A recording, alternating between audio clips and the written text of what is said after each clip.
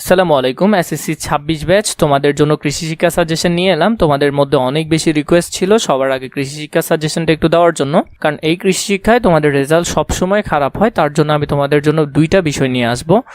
অনেকগুলো বিষয় আমরা এখানে একসাথে দেখবো। তোমাদের কিন্তু অধ্যায় যেগুলো নাই এগুলো আমি খালি রেখেছি, এগুলো তোমাদের প্রয়োজন নাই, এগুলো তোমাদের নাই। অধ্যায়গুলো যেগুলো আছে সেগুলো আমি স্টার মার্ক দিয়ে মোটামুটি গুরুত্বটা বোঝাতে চেয়েছি, কিন্তু তাও এতে কোনো কাজ হবে না, কারণ এখান থেকে সৃজনশীল তোমাকে শুধু 5টাই আনসার করতে হবে। এখান থেকে তোমাকে সবগুলোই অধ্যায় পড়তে হবে, কারণ তোমাদের 26-এর শর্ট সিলেবাস।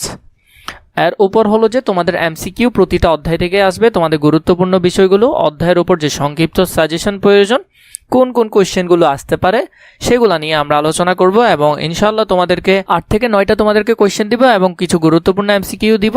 এখান থেকে আশা করি যে তোমাদের এমসিকিউ প্রতি অধ্যায় ভিত্তিক যে সংক্ষিপ্ত প্রশ্ন, জ্ঞানমূলক প্রশ্ন, অনুধাবন প্রশ্ন, সেগুলো ইনশাআল্লাহ কমন পড়বে। চলো আমরা প্রথম থেকে দেখে নিই। প্রথমে অধ্যায়গুলো একটু দেখে নিবে। তোমাদের পুরোপুরি অধ্যায়গুলো একটু ভালো করে ধারণা নিলে ইনশাআল্লাহ আমি মনে করি যে তোমাদের পরীক্ষায় অনেক ভালো একটা রেজাল্ট হবে। 4টা গুরুত্বপূর্ণ বিষয় নিয়ে তোমাদের সাথে আগে আলোচনা করি। সৃজনশীল টাইপ নিয়ে তোমাদের সাথে আলোচনা করব কি ধরনের হবে, এরপরে গুরুত্বপূর্ণ এমসিকিউ নিয়ে তোমাদের সাথে আলোচনা করব, এসকিউ টাইপগুলো কেমন হবে আমরা এসকিউ টাইপ নিয়েও আলোচনা করব। দাগানো বই নিয়ে আমরা একটু পরে আলোচনা করছি। আগে আমরা এখানে কিছু প্রথম অধ্যায়ের যেসব প্রশ্নগুলো আসতে পারে সেগুলো নিয়ে একটু আলোচনা করি। সংক্ষিপ্ত কোয়েশ্চেনের মধ্যে যেগুলো আসতে পারে, মাটি ও পরিবেশের বৈশিষ্ট্য অনুযায়ী ফসল নির্বাচন করা হয় কেন?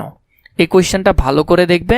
এগুলার উত্তরগুলো তোমাদের যদি প্রয়োজন হয় কমেন্ট করে জানাবে, অথবা নিজেরা খুঁজে নিবে। তোমাদের বই সবার বইয়ে থাকবে, বই বলো গাইড বলো যেখানেই বলো থাকবে এগুলো। 2 নাম্বার, ভূমিক্ষয় বলতে কি বোঝায়? এটি কত প্রকার ও কি কি? ভূমিক্ষয় আমরা জানি প্রধানত 2 প্রকার, এরপরে ভাগ করা হয়েছে, সেগুলো আমরা দেখব একটু পরে। 3 নাম্বার, ডোলে কিভাবে বীজ সংরক্ষণ করা যায় সেটি নিয়েও আমরা আলোচনা করব। 4 নাম্বার, বীজ কেন সংরক্ষণ করা প্রয়োজন, কেন আমরা করব সেটা নিয়ে আলোচনা করবে। 5 নাম্বার, মাছ ও গবাদি পশুকে সম্পূরক খাদ্য প্রয়োগের প্রয়োজনীয়তা তোমাকে লিখতে হবে। এঁটেল মাটির পানি ধারণ ক্ষমতা বেলে মাটির চেয়ে বেশি, উত্তরের সাপেক্ষে তোমাকে যুক্তি দিতে হবে। 7 নাম্বার, খাদ্য খোলা অবস্থায় রাখলে গুণগত মান নষ্ট হয় কেন, ব্যাখ্যা করতে হবে। এরপর অধ্যায় 1-এর জ্ঞানমূলক যে কোয়েশ্চেনগুলো আসতে পারে ক নম্বরে যে প্রশ্নগুলো আসতে পারে সেখান থেকে আমরা 9টা বাছাই করেছি। ইনশাআল্লাহ প্রথম অধ্যায় থেকে আর বাইরে যাবে না। আমি তোমাদেরকে এতটুকু সিউরিটি দিতে পারছি যে এখান থেকে 9টার বাইরে ইনশাআল্লাহ যাবে না। তোমরা এই 9টা খুবই ভালো করে দেখলে ইনশাআল্লাহ কমন পড়বে। এর পাশাপাশি তোমাদের জন্য একটা গুরুত্বপূর্ণ বিষয় দেখাচ্ছি। তোমাদেরকে যে দাগানো বই বললাম যেখান থেকে এক্সিট কমন পড়ে, এই যে যেমন ধরো আমি এগুলা স্টার চিহ্ন দিয়েছি, কোনটা কতে আসবে সেগুলো মার্ক করেছি, কোন কোন লাইনগুলো পরীক্ষা আসে সেগুলো তোমাদের জন্য আলাদা করে বাছাই করেছি। এখানে পুরো অধ্যায় থেকে যদি কোনো কিছু আসে, এই 30টি অথবা 5টি ভাগ এগুলো আসতে পারে। এভাবে করে তোমাদের যে কোনো বই, এসএসসি লেভেলের যে কোনো বই তোমরা চাইলে দাগানো আকার আমাদের কাছ থেকে নিতে পারো।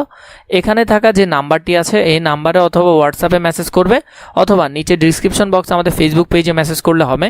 যে বিষয়গুলো আসে সেগুলোকে আমরা স্টার মার্ক দিয়ে আলাদা করে রাখার চেষ্টা করেছি, যে এখান থেকে হুবহু কমন পড়বে।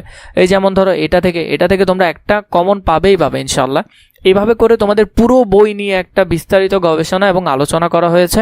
তোমরা যদি বইগুলো নিতে চাও তাহলে এই হোয়াটসঅ্যাপ নাম্বারে অথবা নিচে থাকা ডিসক্রিপশন বক্সে আমাদের ফেসবুক পেজে মেসেজ করে তোমরা চাইলে নিতে পারো। আশা করছি এগুলো তোমাদের অনেক বেশি উপকারে আসবে। এর পরবর্তীতে যদি আমরা যাই, জ্ঞানমূলক বীজ সংরক্ষণ কাকে বলে সেটি একটু ভালো করে দেখবে। 2 নাম্বার, মিল্ক রিপ্লেসার কি, ভালো করে দেখবে। 3 নাম্বার, বীজ প্রক্রিয়াজাতকরণ বলতে কি বোঝায়, এটি ভালো করে দেখবে। 4 নাম্বার, বীজ বিপণন কাকে বলে, এটিও দেখবে। 5 নাম্বার, সম্পূরক খাদ্য কাকে বলে, এটিও দেখবে। এরপর 6 নাম্বার, কাপ স্টার্টার কি, এটি ভালো করে দেখবে। 7 নাম্বার, মাটি কাকে বলে। 8 নাম্বার, এলজি কি, খুব বেশি গুরুত্বপূর্ণ, ভালো করে দেখবে, ফোড়াই ফেলবে একবারে। 9 নাম্বার, কৃষি প্রযুক্তি কি, সেটিও খুবই ভালো করে দেখবে। এরপরে অনুধাবনমূলক কোয়েশ্চেন, এগুলা খুবই ভালো করে দেখবে। এরপর 1 নাম্বার দেখো, বীজ সুষ্ঠুভাবে প্রক্রিয়াজাতকরণ করা প্রয়োজন কেন, ব্যাখ্যা করো, এটি আসবে পরীক্ষায়। ভূমিক্ষয়ের জন্য মানুষ কিভাবে দায়ী, ব্যাখ্যা করো। 3 নাম্বার, এলজি অত্যন্ত সম্ভাবনাময় পুষ্টিকর পশু খাদ্য কেন গুরুত্বপূর্ণ, কেন সেটি ব্যাখ্যা করতে হবে। 4 নাম্বার, কোন ধরনের ভূমিক্ষয়ের ফলে কৃষি যন্ত্রপাতির ব্যবহার অসুবিধার সৃষ্টি হয়, ব্যাখ্যা করো। 5 নাম্বার, চিংড়িকে সন্ধ্যায় খাবার দিতে হয় কেন? খুব বেশি বেশি বেশি বেশি গুরুত্বপূর্ণ, এটি ভালো করে দেখবে। বিগততে আমি দেখেছি অনেকবার এসেছে। মিল্ক রিপ্লেসার বলতে কি বুঝো, এটিও খুবই বেশি গুরুত্বপূর্ণ। আর 7 নাম্বার, দোআঁশ মাটিকে আদর্শ মাটি বলা হয় কেন? ফসলের প্রকারভেদের কারণে জমি চাষের তারতম্য হয় কেন?